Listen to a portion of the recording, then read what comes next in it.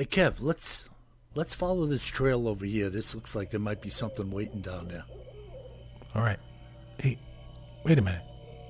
Do you hear that? Yeah, I thought it was just me. What the heck is that? I don't know what that is. Whoa, do you smell that too? That's unbelievable. Hey, look. What the? Hey, look, those branches are moving over there. What the heck is that? Holy cow, is that what I think it is? Look at that thing. Oh my God. It's a freaking Sasquatch.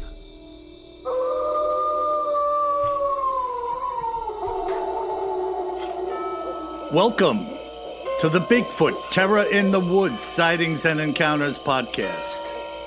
My name is W.J. Sheehan, and I am the author of a series of books entitled Bigfoot Terror in the Woods Sightings and Encounters, all of which you can purchase at Amazon in paperback and ebook form.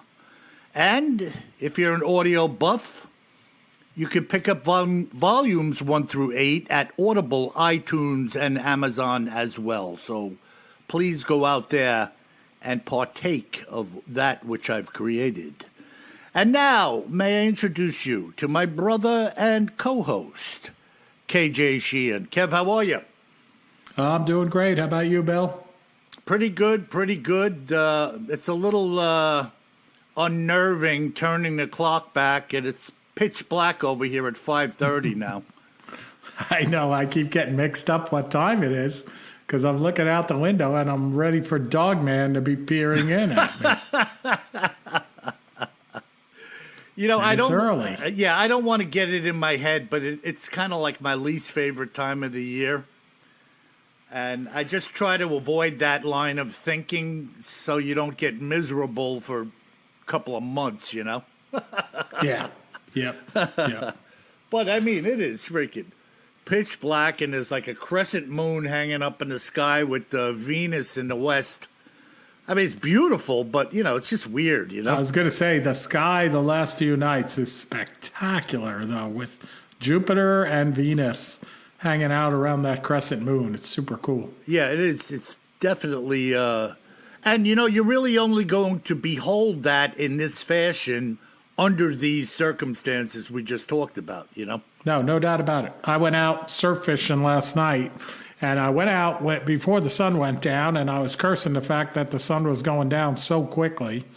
And but the good news is I got graced with the magnificent view in the sky of all the stars and Venus and Jupiter and that crescent moon hanging there. With super cool. Yeah, no, this money can't buy that stuff. You know, it's just fantastic. No.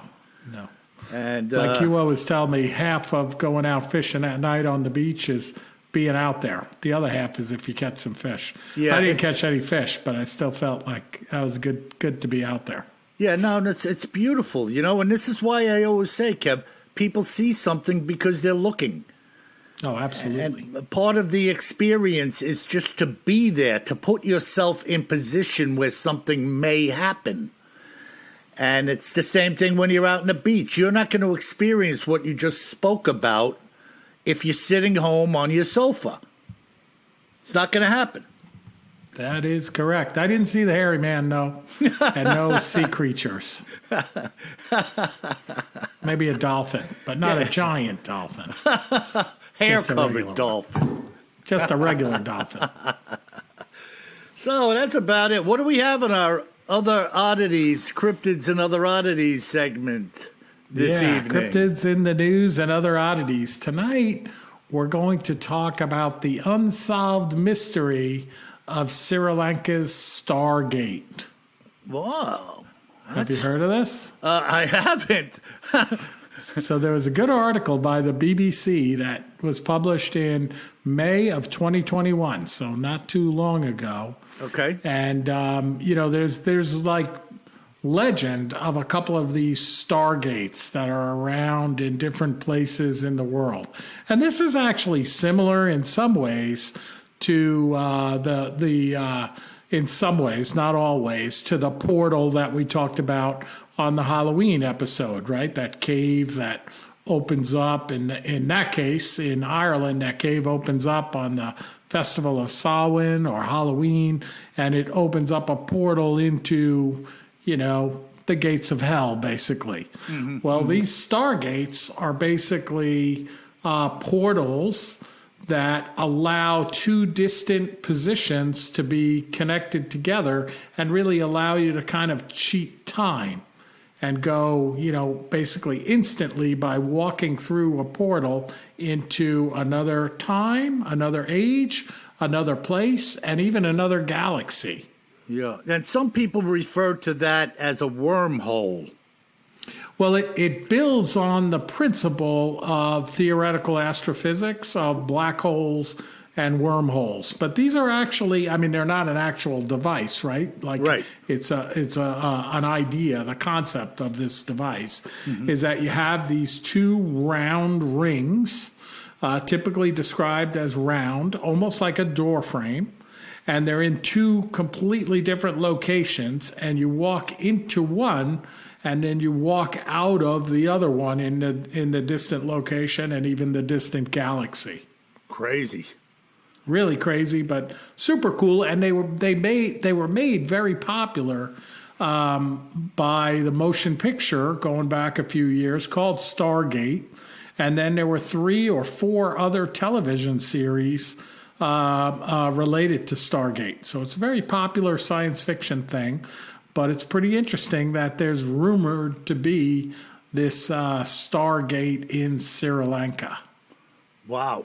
And now, when you say Sri Lanka, are we talking Sri Lanka, or Sri Lanka is a totally different location? Maybe I'm pronouncing it incorrectly. I'm talking about that island off of India.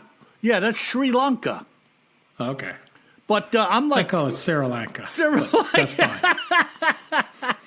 Sri Lanka, Sri Lanka. Sri Lanka. Yeah, I know what you're talking about. But now they're saying... Oregon. Yeah. Tomato. Yeah. Now they're saying...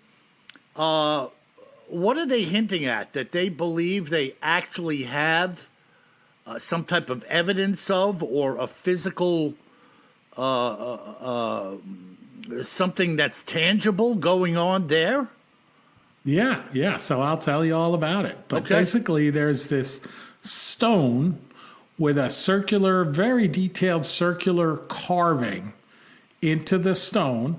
And it's in a place I'm not even going to attempt to name, so I'm going to skip the place. But it's in the center of the northern third of Sri Lanka. Okay. And it looks like something that, you've never seen before in terms of an ancient drawing. And the drawing is 6,500 years old.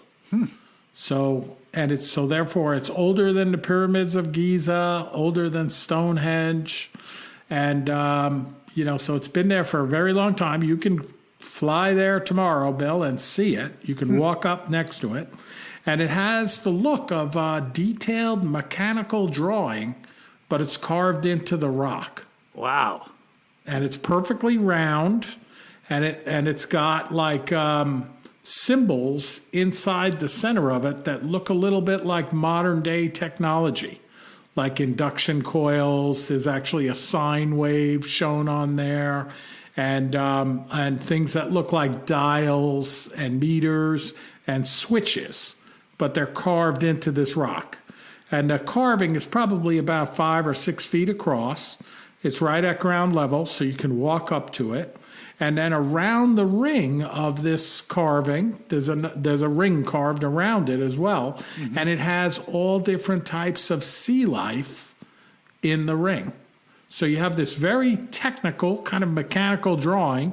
And then the ring around it is sea life, like, fish and a mermaid and a whale and a seahorse, stuff like that. What an unusual combination to be in the same depiction. Super unusual. Wow. And then get this. So right in front of it, there's carved several seats, like a few feet in front of this thing, carved into the stone. So like it's meant that you would sit in front of this thing. That is totally... It's almost like you're sitting in some type of weird, You know what this reminds me of, Kev? Remember the Seaview submarine and Voyage to the Bottom of the Sea? Yes, yeah. Where they had that console of like bucket seats up front looking out of the window or the front of the bow of the sub? Yep. Boy, that is bizarre. Very cool, right? And nobody claims to know any handed down history relative to this thing being there? Well, that's the amazing thing. So, there's a Buddhist temple close by that's been there for an extremely long time. Monks, are there that have been there for, thousands of years. And there's no written history about this carving, yet they know the carving's been there for 6,500 years. So at no time was anybody given a heads up about this thing there when they moved there. It like predates them. Predates them, but also there's no writings about it. Yeah. You'd think like if something's there, then people would talk about it, stuff like that. And then there's like a little iron fence in front of it. And, when I was reading about it, basically this thing gives off energy. Now, the fact that it gives off energy isn't the strangest part of it. It gives off energy intermittently.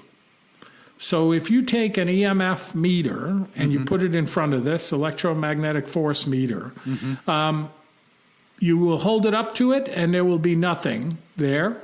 And then you'll hold it up to it like 3 minutes later and it'll pin the needle off the chart. The same meter in the same person's hand and the same rock. What type of energy are we talking about? Strictly magnetic? Yeah, electromagnetic force is what I saw, and I'll post the YouTube video where the guy's demonstrating it on our website, BigfootTerrorInTheWoods.com. Wow, that's really strange. Very strange, because one of the theories, Bill, is that this is an ancient map, right? Which makes sense, right? It could be a carving of a map of the solar system or something like that. Okay. Again, it's unlike anything you've ever seen before. It's so detailed and so perfect, so technical. But the fact that it gives off this energy is very strange. Yeah. Now, what would a map of the solar system have to do with sine waves, switches, diodes inside of a circle surrounded by sea life? Yeah, no idea. Yeah, it doesn't sound like a solar system to me. It's not showing you planets or constellation alignments or anything like that. No, I agree. But there is, like one of the theories, the archaeologists going back to the early 1900s wrote about it saying it looked like, I'll quote it to you from this story, the first academic to note the chart's archaeological importance was a guy named H.C.P. Bell, who was a British civil servant.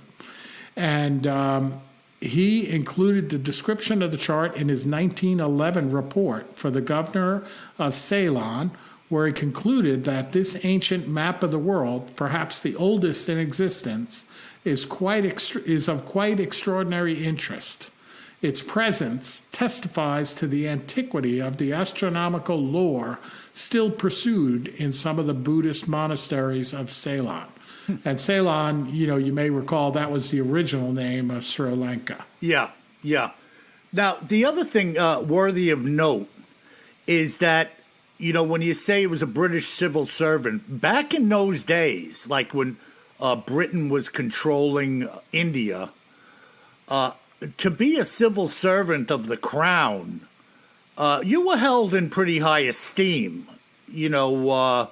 It's not like today when we say, you have a job working for the post office, you're a civil servant. These guys. What are you saying? I don't want to get the post office people mad at me. You know what I mean, but they were held in pretty high regard, like their word, their testimony, their notations. So this guy, no doubt, Bell, felt a responsibility to try to get the information straight when he was observing this thing and reporting on it. Yeah, yeah. I mean, I think they're respected, and that for sure. Of course, I would say, other than the fact that they sent them from London to Ceylon. Yeah. Yeah. Yeah. They must have did something wrong in 1911. Yeah, well, you know what I mean? You had to be willing back then to be a little adventurous to go to these places. Yeah. Because you never knew what you were in for. There could be some type of insurrection there, or no police department, nothing to really protect you. I mean, it was a different world.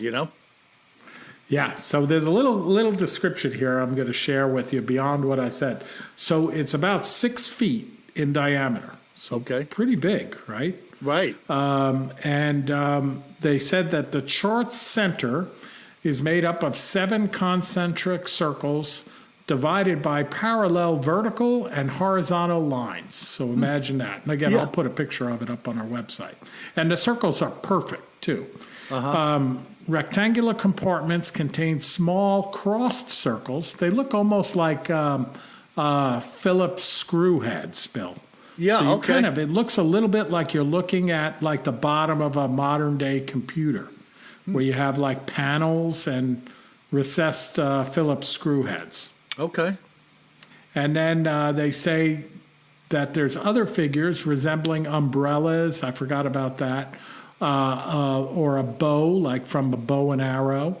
A kite, what looks like a kite, wavy lines, the sine waves, and cylindrical shapes. And then you have the outer ring that has these marine animals, fish, turtles, seahorses, and mermaids. So does anybody have an idea as to why these seating arrangements have been made facing what you described? Yeah, so great question.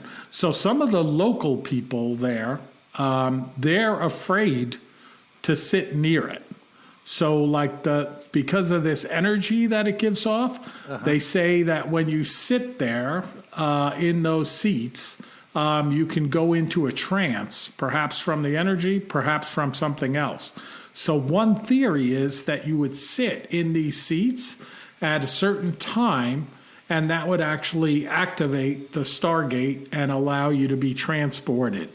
And the legend there, folklore there, is that the original gods came down from the heavens and came down from stars and other planets to Sri Lanka through this portal.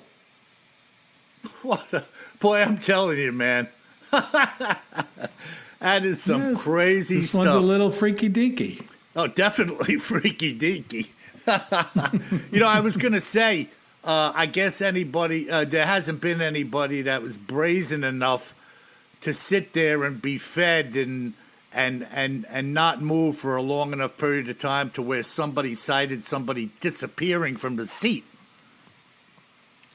No, absolutely. And this fence in front of it, this some of these notes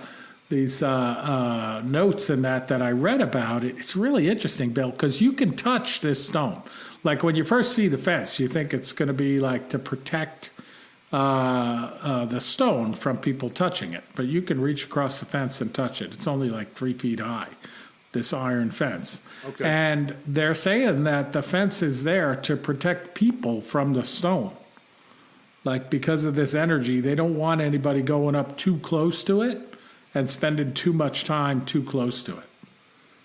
Well, now, it could be completely naturally occurring, but what's very strange about it, Bill, is that it changes, kind of by the minute. Not literally by the minute, but it could be 20 seconds. It's giving off a lot of energy, and then it's not giving any off. Now, obviously, That's pretty strange. Yeah, I haven't seen this thing. You've seen a picture of it. Is this like a boulder sitting by itself in the sand or something, or is it? It looks like it's up against other rocks. Okay, and it's like a flat-faced boulder, and this is carved into the face of it.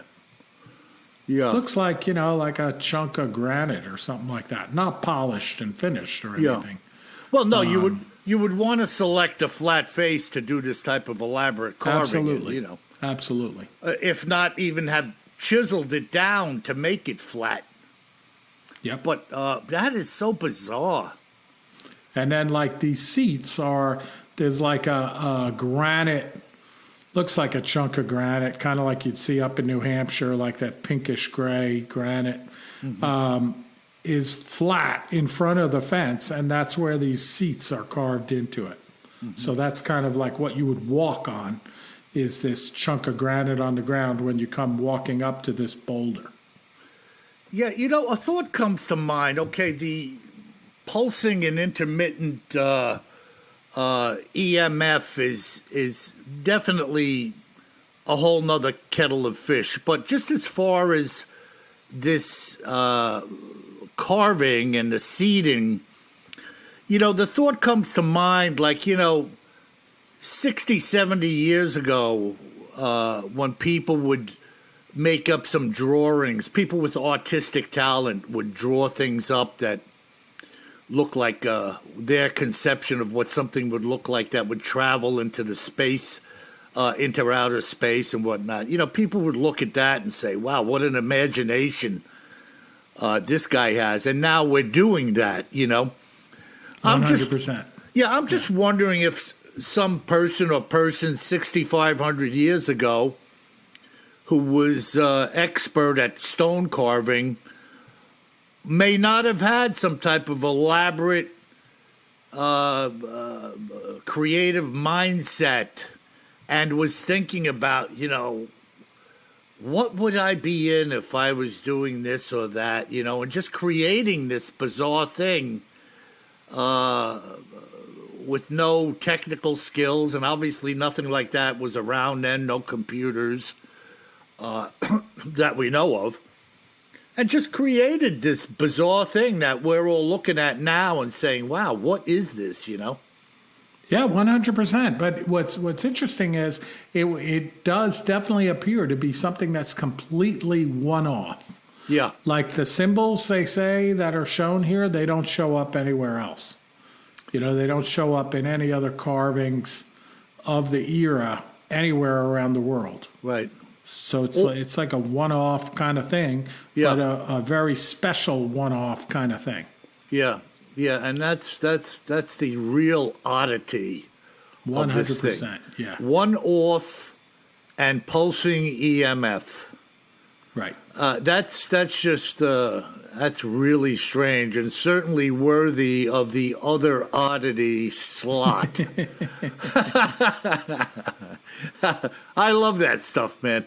There's so much weirdness and high strangeness on this planet that you could look into these things for your lifetime and just keep bringing them to the surface, because there is just stuff going on in the heavens and the earth that man, as hard as they may try, will never get to the bottom of.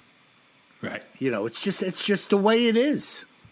Oh, no doubt about it. I mean, some of the stuff written about it is, like I said, maybe it's a plan that they saw, like when some alien visited and showed them this diagram of how to build a Stargate, because the alien visited them through a Stargate, in theory.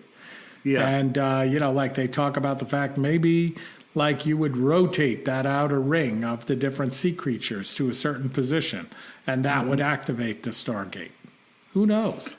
Yeah. But the fact that it's so weird, it's so detailed, and it's so different from anything of the era and sophisticated, very sophisticated, is strange. The local name for the thing is the Sakwala Chakraya. And that translates into universe cycle. So, that's what they named it way back when, right? Right. And you think with a name like that, universe cycle, there would have been some data stream on that in some type of written form, something else, some other evidence coming forward from it. If it was like a study or a hypothesis, something like that from some more learned people, you would think there'd be something coming forward from it to make a study of, or you follow what I'm getting at? But there's nothing. Yeah, no, it's I agree, and I would also, of course, put the shout out to our listeners and say, hey, if you know anything about this, let us know. Certainly if you've been over there and you've seen it, or if you live over there now and you can tell us some of the background that I didn't cover, let us know. Yeah, I'm interested in knowing more about this thing. I just learned about it recently, and I'm like, this is super cool. Yeah, no, that's very intriguing. And I'll put the pictures up. When you look at the pictures, you're like, all right, this is pretty cool. Yeah. Like, pretty special. Yeah, there are strange things going on out there. And excellent job, Kev, digging this one up for the other oddities segment, because that is definitely high strangeness. Wow. All right, man. So let me turn the page. And by the way, Kev, I want to have a little contest today. Remember I told you about that? Oh, yeah. You're going to give me a chance to get an autographed book? No. Huh. What we have here is, it's not a book. I'm not going to tell you what it is. Mm-hmm. It's an interesting box, and the name Sasquatch is on the box. So I'm not going to tell you what it is. And what are we going to ask of the contestants, Kev? What is the box 12 feet tall, and does it shake around a lot? Yeah, and I wouldn't ship it to you, brother. You'd see the Amazon truck pull up, and the guy'd be like, "Mr. Where do you want me to put this thing? I got to get out of here." Does it have holes in the bottom for the creature's feet? So we're going to have a look. I don't know, Bill. What's the contest? Well, let's see. We could ask the listeners to tell us which part of the country has had the most sightings of Bigfoot creatures. And I want you to tell me the state. And your answer, or the winner, will be judged by me based on where I have gotten most of my accounts from. Okay, so I don't want you to look at the Sasquatch sightings in U.S. and Canada map like I have on my wall, but I want you to tell me, based on W.J. Sheehan's Bigfoot Terror in the Woods Sightings and Encounters collection, where the most sightings have come from. That's going to be the contest. And it's in the U.S., right, Bill? It's in North America. Oh, North America. Okay. Okay, so the North American continent. And this is not some trick question or anything. I'm just making it easy for you. But you, obviously, to be in the contest, you're going to have to contact us and tell us. But I mean, you want the state or the province from Canada, just so people in Canada don't write in and tell us they don't have states. Right. If you're picking Canada, you need to tell me the province. If you're picking in the United States, you have to tell me the state. All right, good. And by the way, folks, I want to tell you up front, if you pick like Rhode Island, you're going to lose. So I'll give you that much. How about Hawaii? Hawaii? Yeah, I'll give you that much. If you pick Hawaii, you lose. All right, so we'll leave it at that. Now, I have this is a really interesting little bit of like data stream here. Because as you see, there's not going to be a sighting of a Bigfoot involved here. But if you follow along with me at the extent to which this fellow was willing to go to try to make his own discovery and try as he will to prove or disprove the existence of Bigfoot, it's really commendable what some people are doing out there in regards to the investigation of Bigfoot. Now, listen to this. This following interesting evidential find was reported to me by a fellow named Sid Craig, a resident of Ohio. This is what Sid had to report. As you've stated on your podcast many times, Bill, if you see something, say something. In this case, it is what I heard after having seen something that I am reporting on. Please allow me to explain. I was watching a television show in which a team had entered Tar Hollow, this is in Ohio, in search of Bigfoot activity. The team, having hiked from north to south through Tar Hollow, had set several sound recorders at various intervals in the hope of recording a howl. Well, as it turned out, if you believe what happened, and I do, before the team had wrapped up the day, they had heard something and got it on one of the recorders that was closest to their location at the time.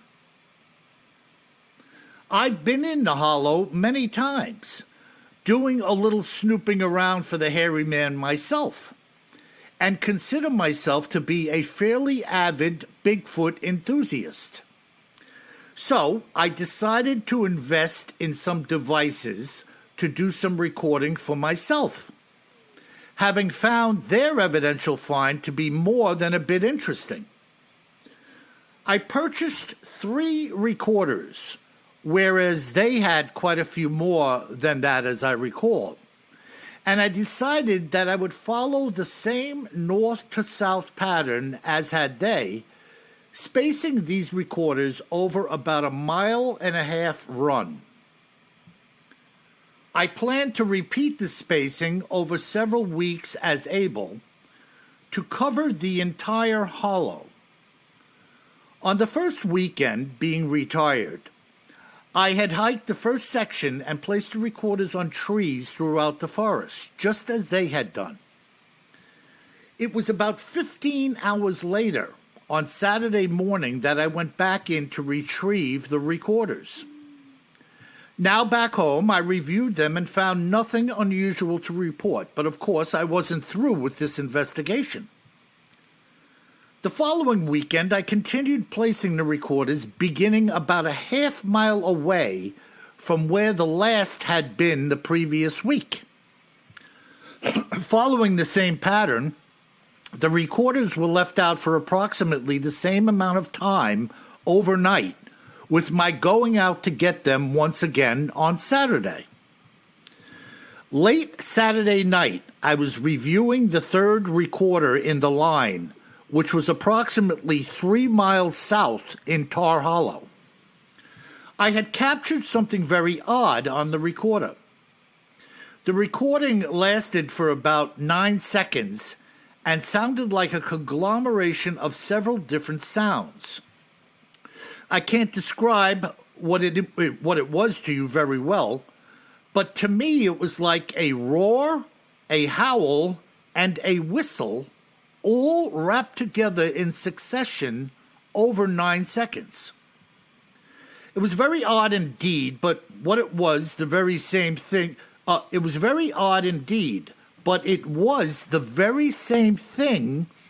that this other team had recorded, which sparked me to do what I was doing. In kind, I had hunted down an expert in audio recordings and forwarded what I had to him. I didn't, unfortunately, get authorization to share his name before doing this report with you, but he was certainly an expert at his craft. Several days later, I was doing a Zoom session with him to hear the results of his findings, which were incredible. He had broken apart the recording into 3 distinct segments, all of which, according to his analysis, had come from the same location. In other words, it wasn't, said he, 3 different animals that were sparked to start making noises by each other in succession. The first portion, according to his analysis and comparison, was similar to that of a wolf. He followed up by stating that since wolves are no longer in Ohio, he was ruling that out as being what it was. The second noise, according to him, matched up well with what he said was an unknown primate. There are no known or unknown primates either in Ohio. And the last segment was, said he, to be that of a gorilla. And obviously, there are no gorillas in Ohio either. No gorillos either. No gorillos. hey, my name is Tommy Gorillo. He followed up by saying this. One of 3 things happened here to create this sound that you recorded. Somebody ran the recording at a distance through some type of amplified sound system, and you picked it up on your recorder. The second scenario is that 3 different creatures were gathered together in an intimate group and made these sounds together in succession. And the last is that one single creature was able to make all 3 of these distinct sounds and then stopped. He followed up by saying, I believe that you have something very unusual going on in the woods of Ohio. This combination of sounds, as he described them, a wolf, a primate, and gorilla, were the same spoken about on the show that initiated my own query. In other words, the same thing was recorded by them as was now by me. Much more than a coincidence, in my opinion. Many reports have come in about Bigfoot in Ohio. And as you know, Bill, I have more than a few of my own, many of which I have shared with you. Bigfoot is alive and well in Ohio and many other places. And as for myself, I will continue the hunt and the recordings as able. Thank you for all that you are doing with your books and your podcast. Pretty phenomenal, huh, Kev? Very cool. And we've heard that kind of sound before, right? Like some kind of combination of roaring or howling with a whistle, right? It's just not bizarre. all 3 in one package like that I recall. Yeah, well, and interesting that these, quote, experts in sound analysis have these libraries of sounds. And I'd love to see these libraries one day, like what's in there. But they must have a collection of animal sounds. Sure. Yeah. Makes sense. Africa, North America, whatever, that they can pick from to say, well, that's definitely a such and such owl, or that is definitely a coyote. Oh, yeah, I'm sure they can match it up, too, today, with the footprint of it, the digital footprint, from a computer, and say, with a 98% likelihood, that was a coyote or whatever. Yeah. And interesting, though, huh? A wolf, a primate, and a gorilla. Now, I thought a gorilla was a primate, though. I guess they mean specifically a gorilla versus other primates. Yeah, to me, he nailed down one as being a gorilla in his opinion. Right. The primate designation to me was like probably a less specific... Yeah, some other... type of monkey or, some other type of primate, a chimp, orangutan, or whatever, but not definable in his estimation, something to that effect. Very cool. Kind of neat, though, isn't it? The way some people are really out there digging and scratching, having some fun with this, trying to be their own Bigfoot detective society, you know? Yeah, 100%. I mean, a lot of dedication going out there on multiple weekends and placing these recorders and then moving them, too, you know. Yeah, and making a little investment, right? He bought these things. So it's just neat that some people are doing such things, you know? I'm with you. I'm going to go buy some more fishing hooks, but I don't know if I'm going to buy a bunch of recorders and put them out in the woods. But maybe if I lived somewhere where they had just, you know, done a similar recording, I might. Yeah, it's just it kind of warms my heart to know that people are out there doing these things and then sharing it a little bit. You know, they're pretty much nobodies. Select group of people may be interested in what they've done, and but to do something is obviously better than to do nothing at all, right? Absolutely. And kudos to Sid for his expeditious nature. Yeah, very cool. So what do we have, my brother, in our listener mail? Yeah, we got some good letters. Okay, so first off, we got one from our friend Rob in the UK. And he writes, WJ, I hope your wife is doing better and you are both in a better place. Thoughts are with you. Just want to raise a pointer about trail cams and the lack of footage from these. I've read one of the reasons is that Sasquatch can sense the electromagnetic field emitted from these and hear the noise coming from them, which we obviously cannot. He says, if you recall, I wrote you a while back regarding big cats in my homeland of England. Well, I listen regularly to a podcast from the UK that deals solely with this. The subject of trail cam footage came up on one episode and why there's no good images recorded of these cats. Well, one of the investigators recalled a conversation he had with a police dog handler who told if he placed a hidden trail cam in the woods, his dog could return weeks later and easily find the camera. He said this was due to our scent that remains with the equipment for weeks on end, regardless of the weather. Ah. So he said, you know, it's no surprise that we never get good footage of Bigfoot from these trail cams. It could be either they smell, their sense of smell is fantastic, like a canine, and or they can sense the EMF or sound that these devices put out. Well, I don't think the Bigfoot has a great sense of smell, because if they did, they would know that they stink. And take a shower, you big hairy beast. That they got a little stank. Yeah. Yeah, no, I think, aside from the joke, I think the man is on to something there. It may be more the smell than the sound,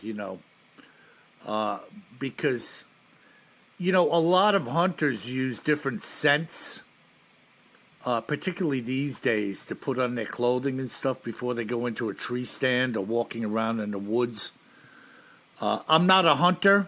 I don't know if that's really viable to hunters out there, but they certainly try to sell you on it on websites and in magazines that, if you really want to get the big rack, use, stink no more. Stank no more. Stank no more. Pronounce it correctly. But now that's interesting because they're not getting cats on the cameras. And, of course, it's wishful thinking, right? You're hoping a cat's going to walk across in front of that camera. I'd be interested to know if anything is being captured on the cameras and just not cats. Now, I don't Rob, know. Well, certainly everybody catches the deer on the camera, right? Which deer I don't think are too smart and probably don't have too good of a sense of smell either. oh, I was going to get at that. You don't think they're that sensitive? Well, I mean, just based on the fact that they walk out in the middle of the road and stand there until a car hits them. Yeah, that's just unbelievable. Just not a lot of sensing there, Yeah, but as far as just a sense of smell, you could have a brain. I don't know. Yeah, you know what I'm saying. They're definitely not smart or intuitive deer, Yeah, Not only do they run in front of the car, but they tell their children to follow them. exactly. Come this way. Yeah, okay, Mommy. Oh, my goodness. And Rob, All thanks right. a lot for that. And by the way, keep praying for my wife, Paula. Go ahead. And our next letter comes in from our friend Rick in Ohio. So this subject, Bill, you probably saw this one. The subject is Krampus. And Krampus is coming. I mean, Christmas is coming. And he writes, "Hi, WJ and KJ. You might remember I sent you a picture of a house near me that had Merry Krampus decorations up for last year's holiday season. Thought you might like this Krampus costume picture I saw online." And Rick sent a picture of a ghoulish Krampus costume. I might have to order one myself. Oh, my God. Can you picture somebody approaching some little toddler wearing that thing? I mean, that is a hideous costume. Ho, ho, ho. Yeah. Ah, Mommy! Krampus is back. It's not Krampus. It's Uncle Bill. Stop scaring the children, WJ. All right, and our next note comes in from Sean in the UK. And the subject is, "Keep the change, you filthy animal." And he writes, he writes, "Hi, WJ and KJ. I'm Sean from the UK, and I've been listening for a good while now and slowly catching up real time on the podcast. I work on my own, and I have a good laugh listening in. I loved Kevin's Christmas poem.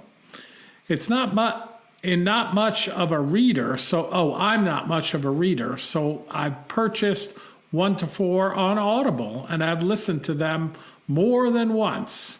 Thank you for the listen. Can you please ask WJ to say, 'Keep the change, you filthy animals'?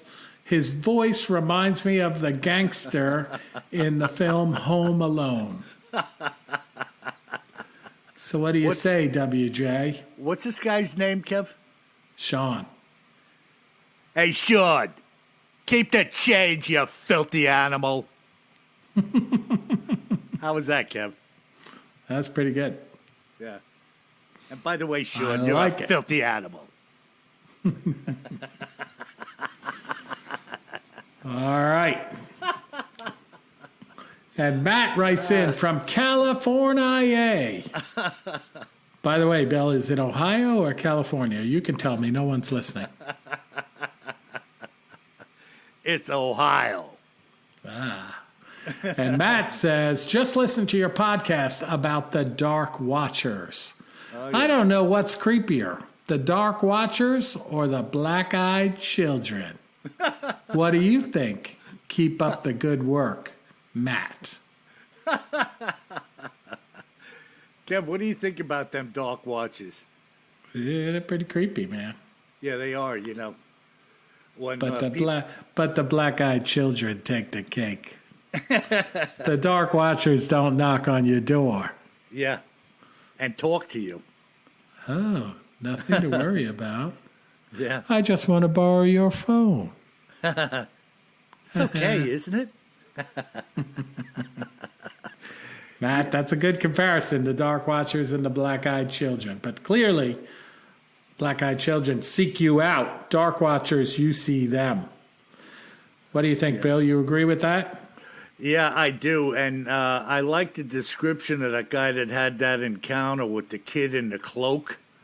Oh, You remember that one we did? What was it, the last podcast? that was Halloween, I think, wasn't it? Oh, the Halloween episode.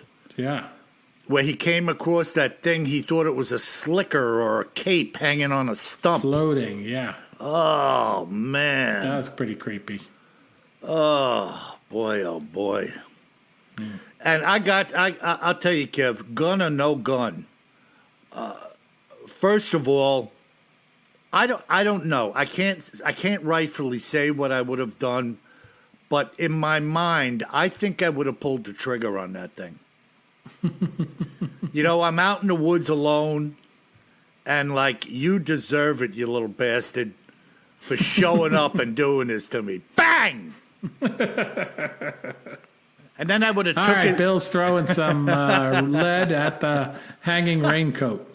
Yeah, see what happens. There Oh, you go. sorry. Oh, it's a black-eyed kid? No loss. All right, the next letter comes in. Hi, brothers Sheehan. Love the hairy man. And I also love UFOs, or what are now known as UAPs. Yeah. Any insights on when the U.S. Gov is going to release some more info related to declassifying the UAP data that they are sitting on? Signed, Nameless in D.C. I don't know, Bill. Maybe Nameless has some insights on the report. Yeah. Well, when your name is nameless, hey, look, right, Kev? Everybody is waiting in earnest for some unknown entity to just open up Pandora's box and start shoveling out onto a big pegboard on the wall photographs of things, names, dates, and times, and then have a bunch of experts come up and say, we're sorry, we've been hiding this, and this is what we have to say. Do you believe that's going to happen? Well, I keep checking. Of course, we'd hear about it in the news when it's published, but I keep checking the various websites, every couple of days or so. I mean, there could be some interesting stuff released. There's so much out there now with the Tic Tacs and Tic Tac incident and stuff like that, the government, I think they are going to release some more details. I don't know if they're going to tell us about the Stargate in Phoenix, Arizona that they've been traveling through for years, and that we have a colony built on Mars that they've been using the Stargate to get there with. I don't think we're going to go there, but I am interested to see what they say. Yeah, you know what the crying shame in this whole thing is, Kev? There are more than a few countries around the world who regularly share things that are brought to bear by their military or the townspeople relative to sightings, footage. They just share it openly. I don't understand what the big stink is in America, where everything's got to be kept under lock and key. I just don't. You're left to think like they're almost trying to make it seem like these other countries are full of stupid people, and we're smart, so we don't talk. I just don't get it. I don't get it. I don't know. I mean, I get the 100,000-foot view that you're putting forward, but I think it's more complicated than that. And, who knows? Who knows? I'm not sure that I want them to share everything that they know. Yeah, sure. No, that's for about sure. everything, right? Because it's still data. A lot of it's not conclusive. It's just data points. Yeah, no, I get it. It was like the whole argument over the NSA listening to phone calls, right? When the terrorists were planning to attack the United States. You can't fault them for wanting to be one up on people who want to do us harm. And, yeah. I mean, the only fault comes when they're listening to everybody, Yeah. No, when I get that, and I get potentially doing malicious things related to it as well. I mean, that's different. But I hear you. Yeah. I'm Saving not, us from attacks, there's nothing wrong with that in my book. Yeah, no, I'm game that you can't tell everybody. You can't show all your cards, as we say. Exactly. So that was interesting. Cool, man. Kev. So that's the mail this week. Thanks, folks, for writing in. good emails, and we love hearing from you. So if you know anything about this Stargate in Sri Lanka, or any others for that matter, let me know. And by the way, if you haven't left us a 5-star review lately, please do so. It's fantastic for us, and it's virtually the only means we have of attracting new listeners. Yeah, excellent job, Kev, today with that other oddities segment. And by the way, folks, don't forget to enter the contest. Again, tell me where you believe the most encounters that I've written about came from in the United States and or Canada. And by the way, if you find yourself walking around in Tar Hollow, you better remember just one thing, my friends. Always carry more gun than you think you're going to need. Sleep tight.